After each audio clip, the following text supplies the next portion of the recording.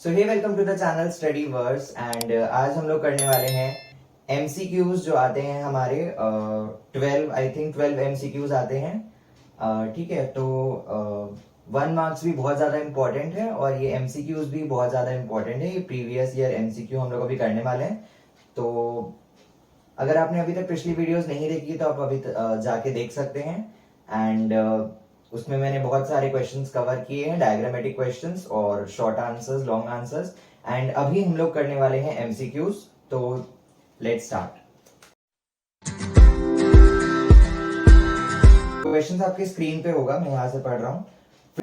Which one of the following is biodegradable waste. हमें पूछ रहा है बायोडिग्रेडेबल वेस्ट इनमें से कौन सा है। बायोडिग्रेडेबल वेस्ट मतलब ऐसा वेस्ट जो कि एनवायरमेंट को हार्म नहीं पहुंचाता और अगर हम लोग उसको सॉइल में डाल देंगे तो वो डिग्रेड हो जाएगा और कोई हार्म कॉज नहीं करेगा या टॉक्सिक नहीं है वो एनवायरमेंट के लिए, वो डिग्रेड हो जाएगा।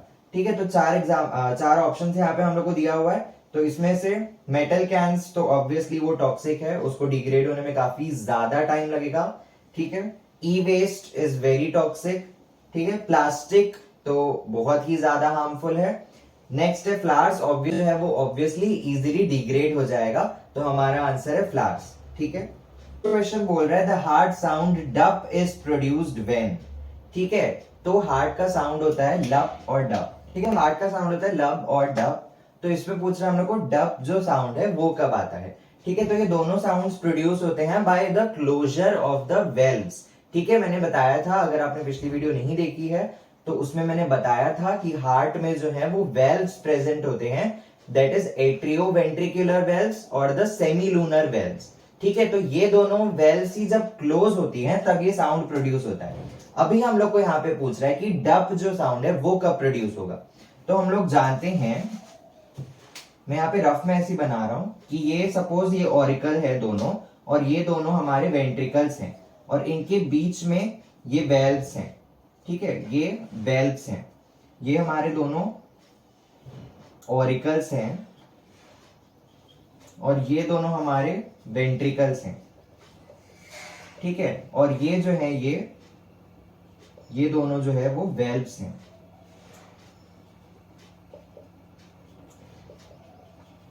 ठीक है, राइट वेंट्रिकल और राइट ऑरिकल और राइट वेंट्रिकल के बीच में होता है ट्राइकस्पिड वेल्व और लेफ्ट ऑरिकल और लेफ्ट वेंट्रिकल के बीच में होता है बाइकस्पिड और मिट्रल वेल्व।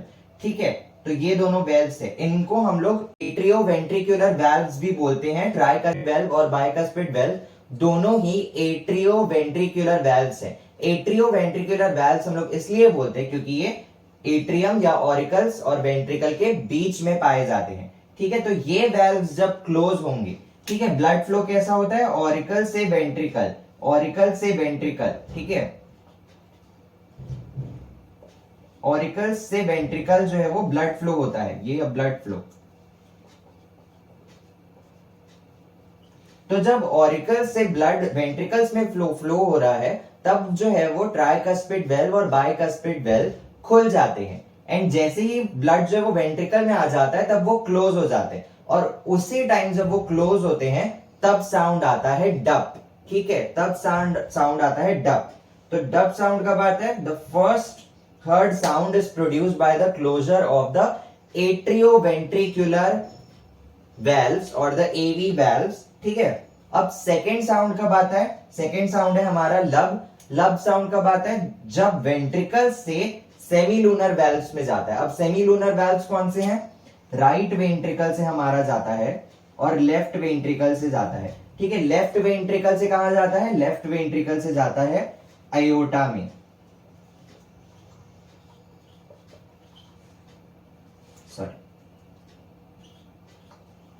लेफ्ट वेंट्रिकल से ब्लड जाता है एओर्टा में और इन दोनों के बीच में एक वेल्व प्रेजेंट होता है जिसको हम लोग बोलते हैं लूनर वेल्व।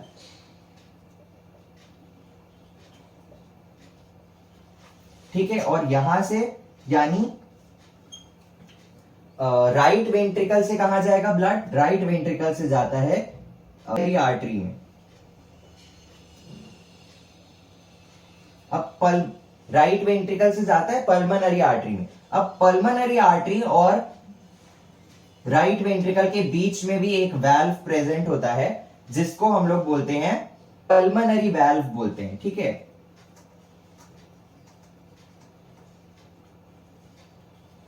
और इसको भी हम लोग सेमीलूनर वाल्व बोलते हैं। तो ये जो लेफ्ट वेंट्रिकल और एयोटा के बीच में जो वाल्व है उसको हम लोग सेमीलूनर वाल्व बोलेंगे, और जो राइट वेंट्रिकल और पल्मोनरी आर्टरी के बीच जो वाल्व है उसको भी हम लोग सेमीलूनर वाल्व ही बोलते हैं या फिर पल्मोनरी वाल्व बोलते हैं।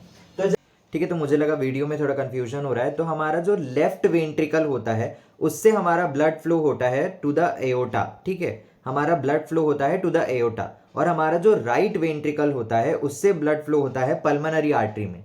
तो जब लेफ्ट वेंट्रिकल से एयोटा में ब्लड फ्लो होता है तो लेफ्ट वेंट्रिकल और एयोटा के बीच में जो वाल्व प्रेजेंट होता है उसको हम लोग एयोटिक वाल्व बोलते हैं, ठीक है। और जो राइट वेंट्रिकल है हमारा और पल्मोनरी आर्टरी, उन दोनों के बीच में भी एक वाल्व प्रेजेंट होता है जिसको हम लोग पल्मोनरी वाल्व बोलते हैं। अब पल्मोनरी वाल्व और एयोटिक वाल्व दोनों को हम लोग एक साथ बोलते हैं सेमीलूनर वाल्व। और जब ये सेमीलूनर वाल्व्स यानी ये दोनों वाल्व्स जब क्लोज होती है तब जो साउंड आता है वो होता है हमारा लब या second sound of the heart, ठीक है। तो सेमीलूनर वाल्व्स के क्लोजर से जो साउंड प्रोड्यूस होती है वो लब होती है। तो सिंपली हमारा यहाँ पे एमसीक्यू में आंसर क्या होगा डब का? Dub is produced when atrioventricular valves are closed, ठीक है, यानी सेकंड ऑप्शन। या फिर हम लोग सिंपल यहाँ पे देख लेते हैं कि डब जब जो है फर्स्ट हार्ट साउंड है, ठीक है, डब जो है वो फर्स्ट हार्ट साउंड है जो कि प्रोड्यूस होगा by the closure of atrioventricular valve और द एवी वाल्व, ठीक है। लब कब प्रोड्यूस होगा? It is the second heart sound और ये प्रोड्यूस होगा when the closure of semilunar valves, ठीक है। नेक्स्ट क्वेश्चन हमारा बोल रहा है deplasmolysis occurs when a plasmolysed cell is placed in, ठीक है। ये प्लाज्मोलाइसिस वर्ड यहाँ पे काफी ज्यादा इंपॉर्टेंट है। प्लाज्मोलाइसिस वर्ड काफी ज्यादा इंपॉर्टेंट है, ठीक है। तो हम लोग को पूछ रहे हैं deplasmolysis occurs when a plasmolysed cell is placed in. Plasmolysed cell का मतलब यहां पे क्या होता है? प्लाज्मोलाइसिस का मतलब होता है रिमूवल ऑफ वाटर, ठीक है। प्लाज्मोलाइसिस का बेसिक मीनिंग क्या होता है? रिमूवल ऑफ वाटर या फिर loss of water from the cell, ठीक है। प्लाज्मोलाइसिस का मतलब होता है रिमूवल ऑफ वाटर और loss of water from cell, और द श्रिंकेज ऑफ प्रोटोप्लाज्म,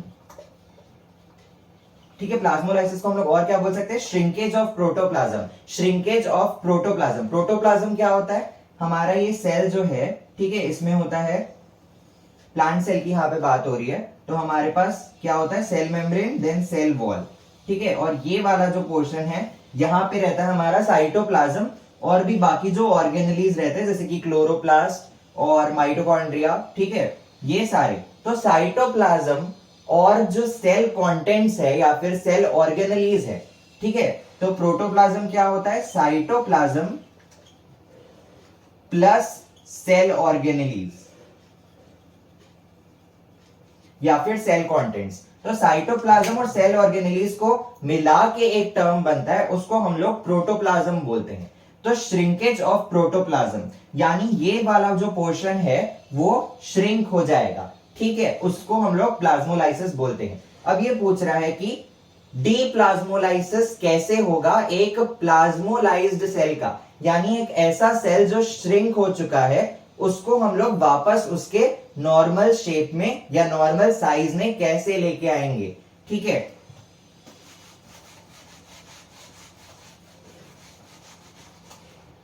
तो प्लाज्मोलाइसिस कब होता है? प्लाज्मोलाइसिस हमने अभी देखा कि वो है रिमूवल ऑफ वाटर और loss of water and the shrinkage of protoplasm. तो प्लाज्मोलाइसिस कब होता है? जब हम लोग एक सेल को टॉनिक सॉल्यूशन में रख देते हैं, ठीक है।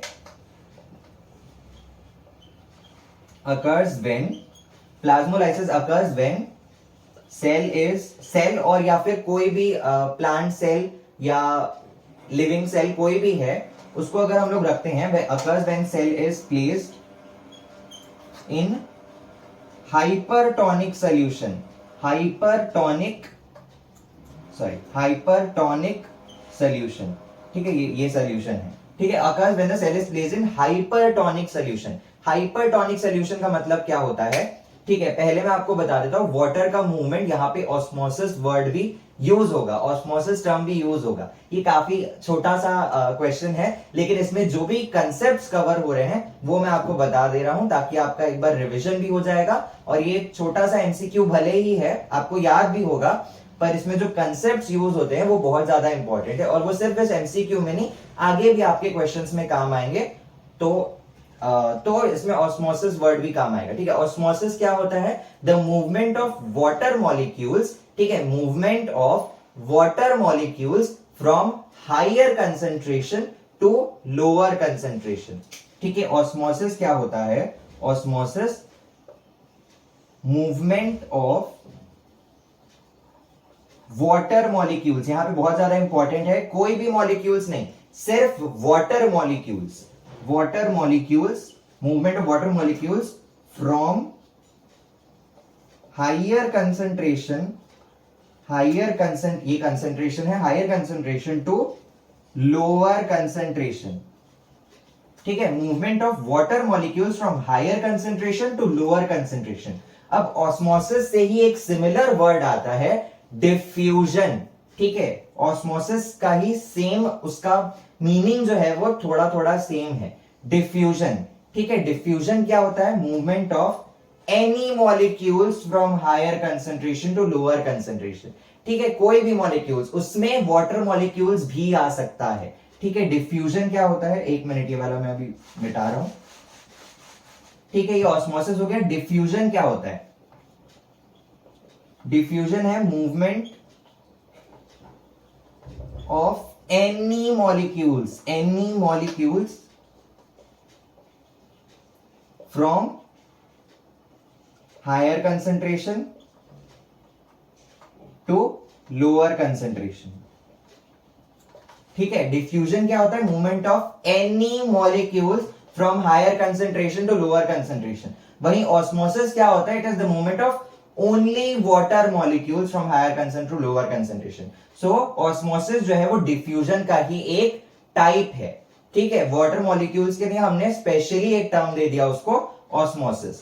तो ये मैं अभी क्यों बता रहा था, क्योंकि हमने देखा प्लाज्मोलाइसिस में क्या हो रहा है, श्रिंकेज ऑफ सेल, जब हम लोग किसी सेल को हाइपरटोनिक सॉल्यूशन में रख देते हैं। अब हाइपरटोनिक सॉल्यूशन क्या होता है वो देख लेते हैं हम लोग, ठीक है। हाइपरटोनिक सॉल्यूशन,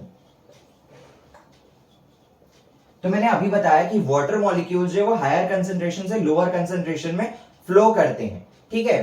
तो अब हाइपरटोनिक सॉल्यूशन में क्या होता है, इसमें सल्यूट जो कंसेंट्रेशन है, सल्यूट यहां पे क्या हो सकता है, नॉर्मल जो हमारा वाटर में NaCl पाया जाता है, या कोई भी ऐसा सल्यूट, ठीक है। मिनरल्स जो हमारे रहते हैं वाटर में, जो मिनरल्स या NaCl जो भी, मतलब NaCl भी एक मिनरल है, ठीक है। तो मिनरल जो भी पाए जाते हैं उनका कंसेंट्रेशन, सल्यूट कंसेंट्रेशन जो है इसमें ज्यादा होता है, ठीक है। ये एरो मैंने ऊपर बनाया मतलब ज्यादा है, ठीक है। हाइपरटोनिक सॉल्यूशन में सल्यूट का कंसेंट्रेशन ज्यादा होता है और वाटर का कंसेंट्रेशन, ठीक है, वाटर का कंसेंट्रेशन कम होता है। ये एरो नीचे है मतलब कम है।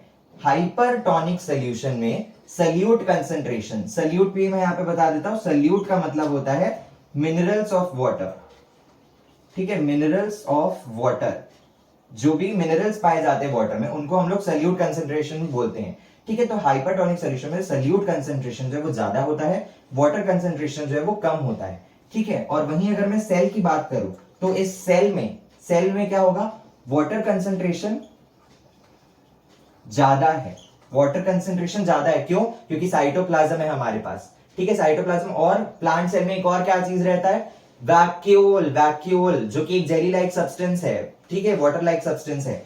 तो वाटर कंसेंट्रेशन सेल में ज्यादा है, किससे, हाइपरटोनिक सॉल्यूशन जो यहाँ पे, उससे यहाँ पे वाटर कंसेंट्रेशन ज्यादा है, और सल्यूट कंसेंट्रेशन इसमें कम होता है, ठीक है। सल्यूट कंसेंट्रेशन इसमें कम होता है। तो अगर हम लोग सेल को हाइपरटोनिक सॉल्यूशन में डाल देंगे तो क्या हो जाएगा, इसमें वाटर कंसेंट्रेशन इसमें ज्यादा है, इसमें कम है, तो क्या होगा, higher concentration to lower concentration, यानी सेल में जो भी वाटर का कंसंट्रेशन है या जो भी वाटर है वो फ्लो आउट हो जाएगा, ठीक है, loss of water from cell, और वो हाइपरटोनिक सॉल्यूशन में जाके मिल जाएगा। That is the flow of water is from higher concentration to lower concentration. तो इसी कारण जो सेल को अगर हम लोग हाइपरटोनिक सॉल्यूशन में रखेंगे तो वो प्लाज्मोलाइज्ड हो जाएगा, ठीक है, प्लाज्मोलाइज्ड हो जाएगा। ये आप साथ साथ छोटा सा जो मैं डेफिनेशन बता रहा हूं या छोटा सा ऐसे जो लिख रहा हूं, एक आप नोट्स के तरीके से लिख सकते हैं ताकि आपको रिवीजन में बहुत ज्यादा हेल्प हो जाएगी, ठीक है। तो सेल को अगर हम लोग हाइपरटोनिक सॉल्यूशन में डालेंगे, हाइपरटोनिक सॉल्यूशन में डालेंगे तो वो प्लाज्मोलाइज्ड हो जाएगा, प्लाज्मोलाइज्ड, ठीक है। अगर हम लोग सेल को हाइपोटोनिक सॉल्यूशन में डालेंगे तो वो डीप्लाज्मोलाइज्ड हो जाएगा, और यही हमारा आंसर है, ठीक है। डीप्लाज्मोलाइज्ड, डीप्लाज्मोलाइज्ड का मतलब है प्लाज्मोलाइसिस का उल्टा, ठीक है। इसमें क्या हो जाएगा, सेल में वाटर कंटेंट वापस आ जाएगा फ्रॉम हाइपोटोनिक सॉल्यूशन। अब हाइपोटोनिक सॉल्यूशन क्या होता है, इसमें क्या होता है, वाटर का कंसंट्रेशन ज्यादा होता है, वाटर का कंसंट्रेशन ज्यादा होता है, सल्यूट का कंसंट्रेशन कम होता है, ठीक है। सल्यूट का कंसंट्रेशन कम होता है, वाटर कंसंट्रेशन ज्यादा होता है। सो अब कहां से फ्लो होगा, वाटर कंसंट्रेशन हाइपोटोनिक सॉल्यूशन में हाइयर है, so water will flow from hypotonic solution to the cell, ठीक है। सेल के अंदर वाटर चला जाएगा, जिसके वजह से सेल जो है वो प्लाज्मोलाइज्ड से डीप्लाज्मोलाइज्ड हो जाएगा, यानी सेल जो है अपने नॉर्मल शेप और साइज में वापस आ जाएगा। तो हमारे क्वेश्चन का आंसर यही होगा, ठीक है। Deplasmolysis occurs when a plasmolized cell is placed in, plasmolysed cell है जब वो हाइपरटोनिक सॉल्यूशन में है, अब उसको डीप्लाज्मोलाइज्ड करना है, डीप्लाज्मोलाइसिस करना है, तो उसको हम लोग हाइपोटोनिक सॉल्यूशन में रख देंगे, ठीक है। तो हमारा आंसर होगा, तो यहां पे हमारे ऑप्शन में दिया हुआ है टैप वाटर, ठीक है, हमारे ऑप्शन में यहां पे दिया हुआ है टैप वाटर। अब अगर हम लोग टैप वाटर की बात करें तो टैप वाटर जो है वो एक हाइपोटोनिक सॉल्यूशन है, जिसमें सल्यूट की कंसंट्रेशन कम होती है और वाटर कंसंट्रेशन ज्यादा होता है, क्योंकि जो टैप वाटर आता है वो काफी ज्यादा प्रोसेस फॉलो करके आता है हमारे घरों तक, ठीक है। तो इस वजह से उसमें सल्यूट की कंसंट्रेशन कम होती है और वाटर कंसंट्रेशन ज्यादा होती है। तो अगर हाइपोटोनिक सॉल्यूशन की बात करें तो उसका एग्जांपल यहां पे हम लोग को दिया हुआ है कि टैप वाटर, ठीक है। तो ऑप्शन में हमारे टैप वाटर दिया हुआ है, तो हम लोग टैप वाटर करेंगे, ठीक है।